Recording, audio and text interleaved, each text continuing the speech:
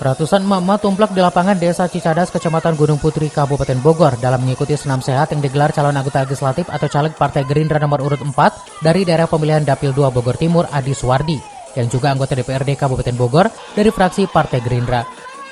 Kegiatan senam sehat tersebut diikuti kader-kader partai, simpatisan dan juga relawan pemenangan caleg Adi Suwardi yang datang dari tiap-tiap desa sekecamatan Gunung Putri. Selain mengikuti senam, para peserta yang didominasi kaum ibu ini juga diberikan pemahaman dalam menarik simpati masyarakat untuk memilih calon anggota legislatif nomor urut 4 dari partai berlambang kepala Garuda ini, agar terpilih kembali di ajang Pesta Demokrasi Pemilu 14 Februari 2024 yang hanya tinggal beberapa hari lagi. Demi mendulang suara sebanyak mungkin, juga tata cara memilih yang benar hingga warga tidak salah pilih. Ya pastinya pertama senam ini kan untuk kesehatan. Nah, pelayanan kesehatan juga kita coba lakukan seperti untuk kesehatan juga. Bagi yang mereka sakit ya dan obatnya tidak tersedia di sini, tapi alhamdulillah dari beberapa hari yang lalu kita terakomodir semuanya, dan karena kita komunikasi dengan pusat ketika obat-obat yang dibutuhkan.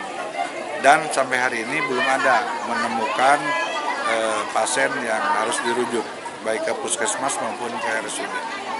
Ya pastinya bagaimana untuk sehat ini kita ciptakan 4 sehat 5 sempurna. Pola makan, ya, kegiatannya harus terukur dan terarah, dan pola makannya juga harus dibiasakan dengan makan yang sehat.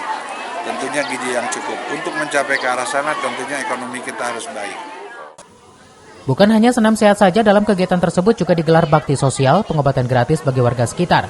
Hal ini sebagai bentuk kepedulian caleg yang juga warga Desa Cicadas pada masyarakat dalam memberikan pelayanan kesehatan. Dan kegiatan ini rutin dilakukan secara berkeliling dalam setiap harinya di daerah pemilihan Dapil 2. Dari Gunung Putri, Kabupaten Bogor, Edi Junaidi melaporkan.